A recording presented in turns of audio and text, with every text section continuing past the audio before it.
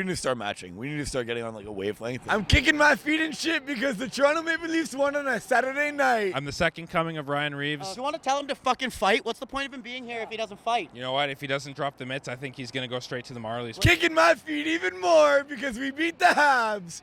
Oh, yeah, baby. He's afraid of Arbor Jackoff, and I'm not a fan of that, and he's embarrassing me. My grandma put more effort in her laundry today. Somebody said you look like fucking Mitch Marner. I'll take the compliment. I get Jeremy Allen White a lot. Fuck Montreal. 2 Reeves jerseys right here. Very This is Fan First Network. I'm taking this mic and we're going to start this fucking mini pod because we've been here way too long today. We filmed for like 45 minutes. And it was just a regular ass game. We won, which is good. That was nice. We scored power play goals. That's good. That was nice. John Tavares on the board again. So Nicko, what do you think? How do you think the Leafs played tonight? What were your thoughts? I mean, a 3-1 win against an original 6 team never pisses me off. I love hearing a goal song that's not their normal one, so it's great. It's fine. You don't like that? No, not really. I kind of like it. I just really want Pursuit of Happiness back by Kid Cudi. Anybody that said that Pursuit of Happiness was a problematic song can suck my left nut. And unless he is way too soft for that. Too soft for that. I think we played well. I don't think Detroit are particularly good, but Detroit came in and played better than Boston did last game. And we basically shut them down for the majority of the game in no small part due to our insanely sick goaltender, Anthony fucking Stolars, man. Like, this is our guy. It's clear with the 3 days off, he's still in the net. Joseph Wall's the backup at this point. Dude, a .928 save percentage. That's best for 5th in the league right now, which, not a big deal. Not a big deal. I didn't really expect it from a Leafs goaltender that was like, really questionable. He had such a good night tonight. Great season so far. A couple of hiccups here and there. I mean, like, that comes with a new team, obviously, but he's finding his stride. He's our number one. He's our number one. He's our number one. Okay, so the last thing I really want to talk about here, it's a kind of tandem thing. Austin Matthews is out with some sort of injury. We don't really know what the injury is, upper body of some sort. We've heard it isn't wrist, so like hopefully he'll be okay. They will never disclose it. They will never disclose it. Okay, but nonetheless, we're suddenly scoring power play goals. The rest of the team doesn't look like that different. Everything looks relatively the same except for the power play. Is there any reason for that? 5 of the last 7 of the Leafs goals have come off the Leafs power play. And I strongly believe that's because the power play is not running through one person. It's okay if the rest of the team is efficient and it works well, but they've been running the same power play strategy for like the past 4 seasons. It's like it's like an Ovechkin strategy. The only difference between Matthews and Ovechkin is you cannot stop Ovechkin. No. Something about him just standing there, like, what's his fucking name? Michael Myers at the top of the circle, waiting to blast one into the back of the net. I don't know why you can't stop it, but people are able to stop Matthews. So they've eliminated Matthews now. Now they're forced to run a mobile power play, get people moving, get pucks on net. Things are going to open up. It's just the way things work out, right? Okay, so what would you do when Matthews comes back? Would you throw him back on that top unit right away? Would you go back to the mixed power play that we saw for a couple games that also didn't fucking work? So what would happen is Matthews would automatically get first power play back. It's just the way the system works, right? If we revert back to the same power play that we had been running before and we're not putting pucks in the back of the net, which is a very well possibility, scrap him. Put him on the second line, change something up. But the power play unit that we have out right now, gross. Just gross. And you know who the most important guy is, and we all know who the most important guy on that power play is. Matthew fucking Knies. Without a doubt. That guy is a monster in front of the net. He just stands there and causes chaos. I want you to stand in front of me right now.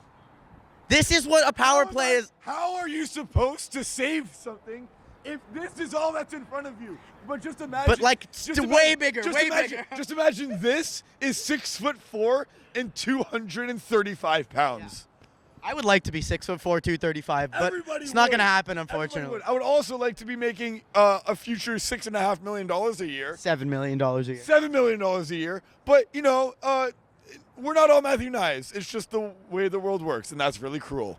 But like, he's such an integral part of that power play, and the fact that he's got such a big role in it, oh my God, it tickles me sideways. It is so fun. Tickles me sideways. Okay, well, on that note, the last thing I want to shout out, Mitch Marner, John Tavares, you guys don't get praise when you're doing well. You're doing really well right now. We love to see it. The hometown guys doing well is honestly, even though there's been so many times where I'm frustrated with them, it is my favorite thing to see as a Leafs fan. They're living my dream. They're living your dream. And, like, next season, McDavid will be living his. This is the post-game pod. The Maple Leafs on a Saturday night send the Montreal Canadiens back to Montreal with a 4-1 loss. How do you think we played today? Fucking phenomenal. I think we played great. There's been a couple times this year where it's just been a complete team effort from all the way in the crease, all the way up. Wall was great tonight. Didn't face a ton of traffic, didn't face a ton of shots, but you made the saves you had to. You can't complain when your goalie only allows 1 goal in a game. It's the next best thing to a shutout for attendees. So Wall was good. The defense. That's insightful, buddy. Thank you. No problem. Defense was solid. Like Benoit. We've seen a Benoit jersey tonight. That was crazy. Benoit, McCabe, like Tanev. That McCabe-Tanev pair, they only got put together a couple games ago, but they're quite the shutdown pair. Like they're hard to play against. Montreal had a hard time getting to the tough areas of the ice. Tough time winning puck battles behind the net. Like the Leafs just did a really clean job. Fucking everybody looked good. Couple points for Nylander. Power play double dipped again tonight. 3 games in a row. First time in a couple years that they've done that. And Max Domi, still no goals, but man, he's looking good. He belongs as a lifelong Toronto Maple Leaf. He should have never played with a Montreal Canadian logo on his chest. I agree. He's been a Maple Leaf since the day he was fucking born. He is still a Maple Leaf. Irrelevant to the fact that he played for the toilet seats. No, we're not coming to you yet. We're coming to you soon. What were your thoughts? How do you think we played? And anything stand out to you from today's performance? Honestly, not just today's performance. The past 3 games have been some of the most complete Leafs games I've watched in a very long time. The team is clicking. It looks good. It feels good. Always feels good beating not 1, not 2, but 3 original 6 teams, Atlantic Division teams, all together, all back-to-back. Feels so nice, so good. Our goalie tandem, that's starting to heat up. That's still starting to heat up. And I read a stat today, craziest stat I've ever read in my entire life. Our goalie tandem has less cap hit than Justin Hall's contract with the Detroit Red Wings. Give yourself a round of applause, Brad Treliving, buddy. Woo, good for you. Brad, we love you, Brad. Honestly, what a great night. Everything was good about the Leafs' performance tonight. Joseph Woll, we need to see Joseph Woll be a capable goaltender. Anthony Stolarz, yes, he's been great so far. He is not guaranteed to be a perfect starter throughout the rest of the season. We need that from Joseph Woll. I don't know. I don't got a whole lot else to add other than what you guys said. I kind of want to get your perspective. What did it look like? What did the Leafs look like, and what did the Habs look like to you tonight? Honestly, this was all Leafs today. Like, Montreal was nothing. They couldn't get, like, they had difficulty on getting into the offensive zone and staying there with the puck. The Leafs played a very physical, game, which helped them a lot, and just crushing the very young and very small team in the Habs. And they just got crushed this game. Montebo, unacceptable goals. Like, I thought he was our guy, but the more games he's playing and the more losses he's getting, the more I'm starting to believe that he's not the answer. I tried to tell you he sucked before the season started, but you didn't believe me. I wanted to believe. Hey, it's the copium with me. I had hope. I had hope for this entire season, but I should have known when Patrick Laine got hurt. I should have known this season was going to go poorly for me. Bro, it was never about when Patrick Laine got hurt. It was when you assembled a bad lineup to start the year, unfortunately. What about you? When did you know the Habs were bad this year? At the end of last year. I knew not enough was going to change to get them enough to at least get to the playoffs, maybe a couple more points. I'm not going to lie, hate the Habs with all my heart. I didn't mind their offseason. I think they made a couple solid moves. Like, I liked the Laine pickup. They're young guys. Like, I knew Hudson was going to come in and look good. He's gotten some points, but you can see he's still a bit hesitant at times, and the head fakes are a bit much. Laine, I'm not going to lie with you. It's like a bobblehead. Yes, it looks like a bobblehead, and the pump fakes. Man, his skating ability is really nice, though. But I knew before the offseason even started that the Habs weren't going to sniff the playoffs this year. No way. Yeah, that line A acquisition's looking really good right now. So primed, yeah. Line A tonight, guys. Line A look really good. Oh yeah, Line A, clearly the better draft pick over Austin Matthews, right? Honestly, Line A and Caulfield both had the same impact on the ice tonight. No, so did Austin Matthews. Yeah, you're right. You're right. They all had the same number of points today. Sucks that 2 of those 3 names weren't even on the ice. Like, Indictment of how bad this Montreal Canadiens team is right now. Listen, first of all, 6 losses in a row is obviously terrible. But William Nylander's goal today, while he goes from his own end right the way through, the Montreal Canadiens decided to just like let him walk right the way. They were asleep. He was going at like 30% speed. here's a perfect theatrical representation of William Nylander's solo effort goal. No, hold up. He did not move his feet at all skating into the zone. Not once.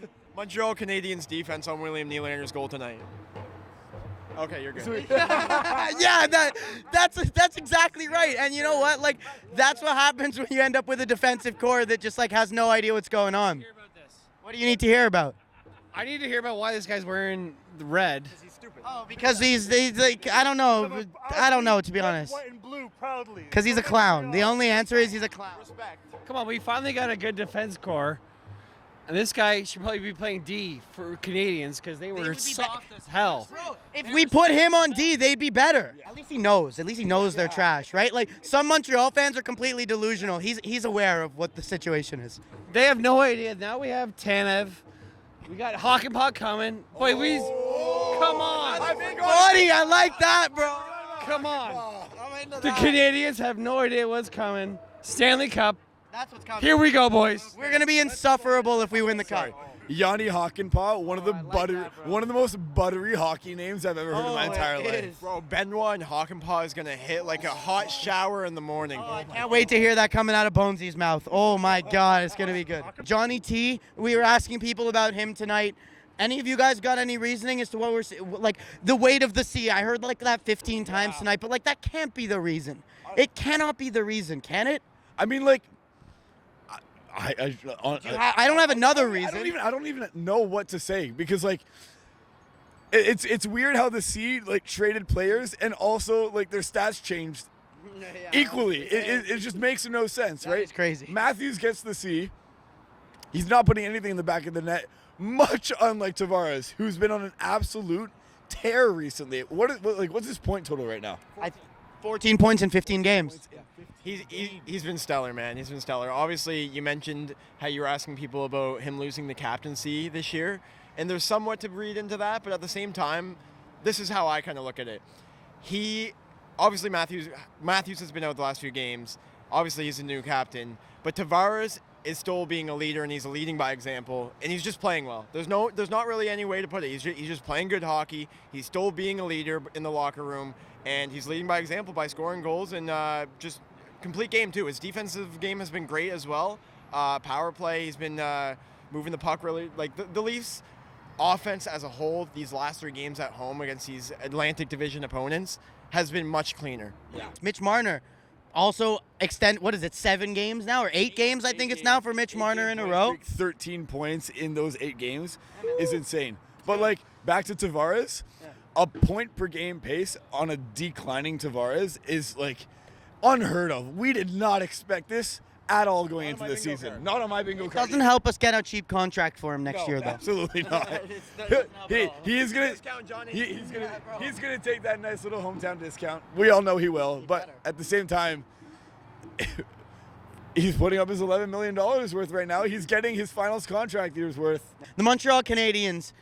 Where do you see this team right now? What's the future hold for the next, I guess, season and a half? Because it's not going to be anything this year. Well, it's not looking good, honestly, because when we went into this season, we were expecting them to have some kind of offense in them because we signed all these great players, Slafkovsky, Suzuki, Caulfield. Like, we signed them to good deals, and they didn't show up today, and they haven't been showing up for the past 6 games.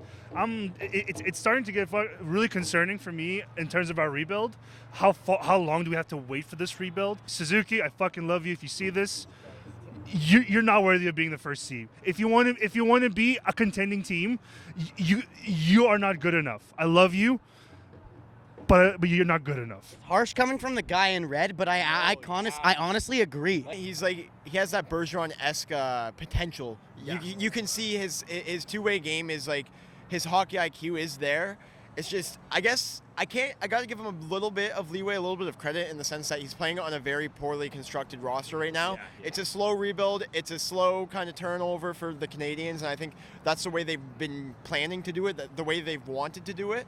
Whereas with the Leafs, they got Matthews, and next year they made the playoffs. It's not going the same way for the Habs. But it's just a poor roster and poor play from the top guys on the roster, and poor play from your top guys equals losses, and that's just how it goes in the NHL. Does it get better? Does it get better for them anytime soon? Couple seasons, Montreal's going to be back in the hunt. I'm not going to lie. I hate Montreal. Give them 3-4 seasons. They're going to be back. They're going to be back in the playoff hunt. They're going to have a really talented roster in 3 to 4 years. They'll tank for a couple seasons. They'll get some good draft picks.